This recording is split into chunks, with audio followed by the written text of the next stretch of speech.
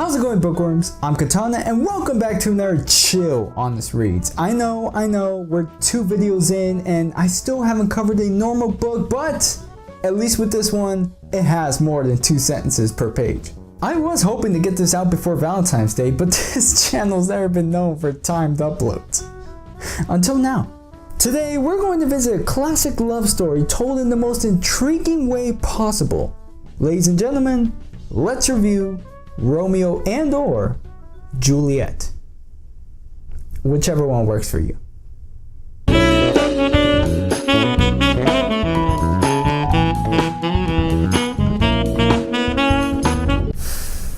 Man, I'm seriously drawing a blank here, guys. I mean, what could Romeo and or Juliet possibly be about? I got it. Maybe it's about a deep tale of a social-economical romance between 2 distinct individuals, a kind-hearted hobo and a stingy businesswoman whose lives are intertwined when they meet at a pub called Pappy's.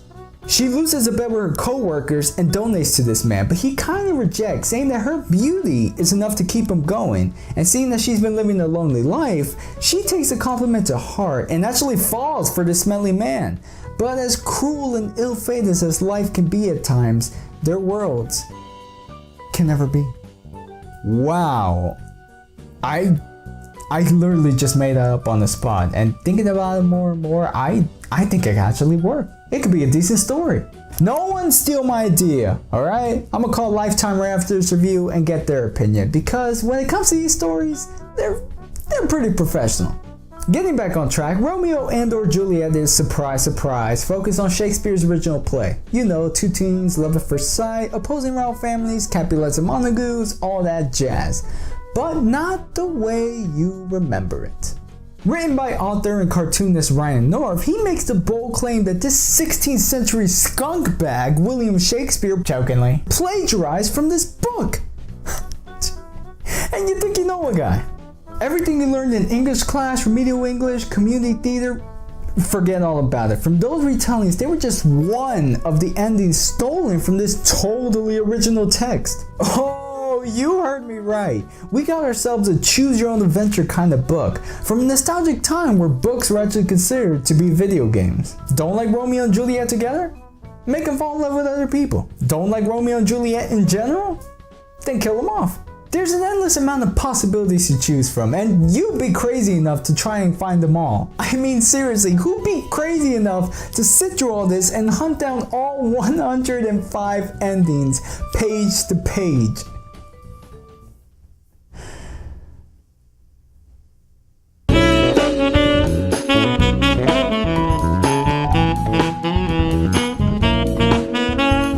Same story, same characters, but as you're reading, it becomes obvious how much fun North is having creating them. You get the first example from the introduction page, as he's making them so straightforward and one-dimensional with the traits they're best known for?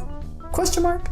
Romeo, of course, is a 15-year-old lover of love, and one hell of a charismatic chatterbox, but what North really emphasizes is the fact that Romeo just loves talking about love, being love, expressing love, feeling love, love.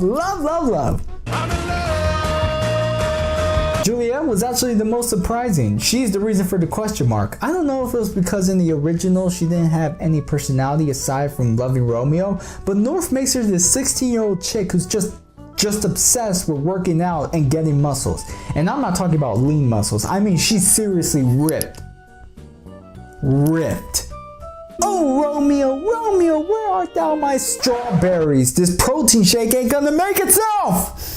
Then you got the other secondary characters to appear, like Benvolio, Mercutio, Friar Lawrence, Nurse, and again, I just love how North drives home the realistic picture about some of these people. Like the entire description of Tom Paris depicting him as a total loser and pointing out Tybalt's simplistic nature being so temperamental that would someday get him killed. Hint, hint. And it isn't just characters from this story, but there's also a few cameo appearances from the cast of Hamlet, mainly Ophelia. Now, I never actually read Hamlet, and if the book hadn't made several nudges towards the previous Choose Your Own Adventure book North made with the Hamlet story, I probably wouldn't have known who these people were. But what's really cool is that there's a secret character that you can unlock with a specific ending. I checked, and there is just one ending that gives you instructions to land on the right page number and become this person. And I'm not going to tell you who it is, but when I got to it, I was impressed. It made me feel like spending all my time exploring this book was worth it.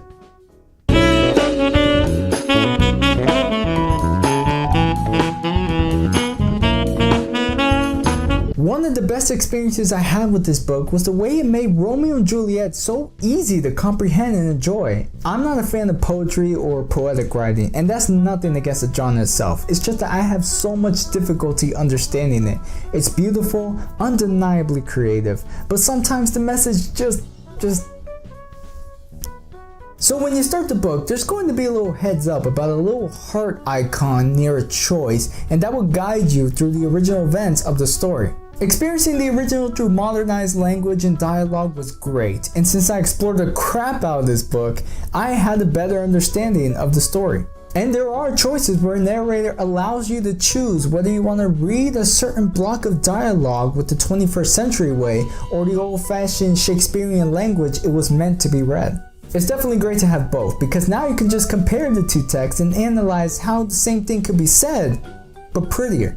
Now, let's use the rest of this section to talk about the potential roots and endings you can encounter with this book. Really, the best I can say is that you can't expect where these choices will lead you. There's a path where Romeo and Juliet plan a heist and try to steal their parents' fortune, with ninjas and street punks involved. There's a path within that path that allows you to control both Romeo and Juliet at the same time and not on separate narratives. There's a legitimate RPG segment where you take a moment to play Nurse Quest, undoubtedly the best 2017 game I played so far. Here's the plot to that. You are Juliet's nurse delivering a message to Romeo. That's it.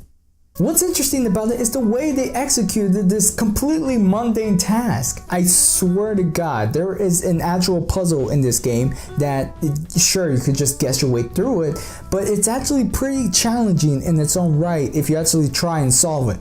Then you got these side stories that are activated as one of Juliet's fever dreams or just taking Romeo to the library in Mantua. One of them has no consequence to your character, but the other will kill you if you do not reach the desired ending. So there's fun in that. Honestly, you can make very simple choices like making Romeo look left and right, or you can make very extreme choices out of nowhere like making Juliet poison the entire world. And then we're left with the endings. Let me tell you, they're insane. Of course, some of them explore the simpler options to our basic wonders. What if Juliet married Tom Paris? What if Romeo and Juliet never met? What if they just blew all their money and bought mechanical exoskeleton suits to fight crime? Wait, what? Yeah, some of them are just weird. There's an ending where Romeo and Juliet live a life running a brunch restaurant. There's an ending where they give birth to muscular triplets and enter competition to show off their hot bodies. There's an ending where they do a crossover with Hamlet, where Juliet and Ophelia poison the world's water supply and become the last two women on Earth. There's even an ending where Romeo and Juliet die, become ghosts, build a ghost time machine, travel to 1955, and actually screw up Marty McFly's chance to fix his own timeline. I am not bullshitting you. There is a straight up Back to the Future reference as an ending, and it is awesome. I would say check out the book just for this one moment. It is amazing. Really, truly amazing. There are endings that end on a good note and even go above and beyond to teach some moralizing lesson. I swear I could not believe how sappy this one ending got, where Romeo and Juliet are just leaving the crypt hand in hand together, looking up at the stars and saying that they don't want to stay in Verona, that they just want to go out and see the world, be themselves, be whoever they want to be, off to make their own adventure. I hope that it touched your heart with a thought so pure and angelic. Because the rest of the endings are just so gruesome and psychotic. The good and sappy endings are just diamonds clouded by these disappointing fatalities. You could have Romeo be skewered by those ninjas I mentioned earlier. Make Juliet stab the shit out of Tom Paris to avoid her arranged marriage. Romeo being lunch for man-eating horses. Juliet stabbing herself to death to fucking eyeball. The punishments for not getting the good ending are most definitely real. My favorite ending by far is the one where you control everyone, not just Romeo and Juliet, but everyone in Verona, and soon enough in the entire world. You just have so much fun controlling everyone's lives, and you just keep doing it until you become this giant puppet master over the entire universe. It's pretty cool. And with so many endings, it's also important to acknowledge the 101 artists who took part in this. There are so many styles and astounding illustrations to each ending that it never feels redundant. They're refreshing, they're unique, and they actually complement the narrative for that specific choice. Unlike the last book, this actually feels like effort. 101% effort.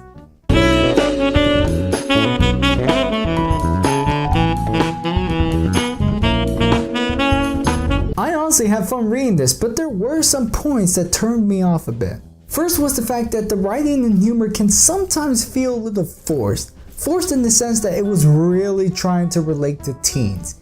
And I'm not saying it was a bad thing, but it was really weird seeing that I found this in the fiction section instead of young adult. My expectations were a little high, thinking that it was going to be a little bit more grown up with some colorful art along the way, but once you actually start the run, you'll see how better suited it is for teens. Then I thought it might have something to do with the subject material not being suited for a younger audience, but that wasn't it either. Nothing teens can't handle, at least. Rebelling against parents, teen angst, and the real fixation on getting Romeo and Juliet to bang. I mean, from what I can gather, it's also hinted at the original, but from such a modernized tone, it just came off as such a dude language. And on that note, I was surprised that there weren't any more options to try and stray away from the original romance and just start hooking up other people. Maybe Romeo felt a little something with the nurse. Maybe Juliet thought Benvolio was the lurker between the two.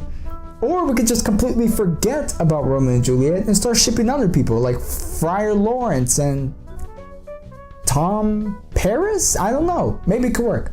From the beginning with Romeo's lust for Rosaline, I was actually stoked on trying to make him a thing. I mean, just from the way he was talking her up, it seemed like a fun path to explore. But I couldn't. Stupid Juliet got in the way. With her hair and her stupid horse mask. So stupid. One of the most frustrating points was having to backtrack after you reach an ending, especially if it's an ending of no importance. It's smart how they strategically separated chapters so it wouldn't connect and feel like an actual book, but it just sucks that there's no reminder of what page you were previously on. Because once you're diving down this one path and one of your 6 bookmarking fingers loses its placeholder, it's game over, man. Having to search for that same spot is a pain in the ass. And this leads to my warning on how you should go about reading this. It's pretty obvious, but nonetheless, just read it normally. Just choose a path and see where it takes you. Don't do what I did and read it systematically. You know what I mean, going through every first choice you see until you reach an ending, then backtracking until you reach the most recent separating choice and go on from there. I only did it because I wanted to analyze this book page to page, but trust me, it is not fun.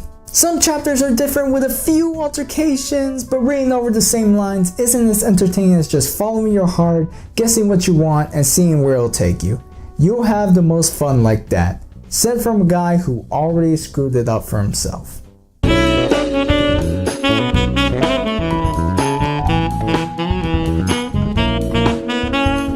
So, the final verdict for this book? I recommend checking it out. I think there is enough content here to enjoy. If you thought the Romeo and Juliet story could have been better with a few more ideas, this book might have them. I think Shakespearean lovers might get a good kick out of it and even have fun trying to compare how accurate North was to the source material. But those are my final thoughts on Romeo and or Juliet. It was interesting and it did open my eyes to check out the Hamlet version one day. And who knows, maybe I actually might learn that story too. But until then, I'm Katana, and I'll see you all in the next review. Take care, guys.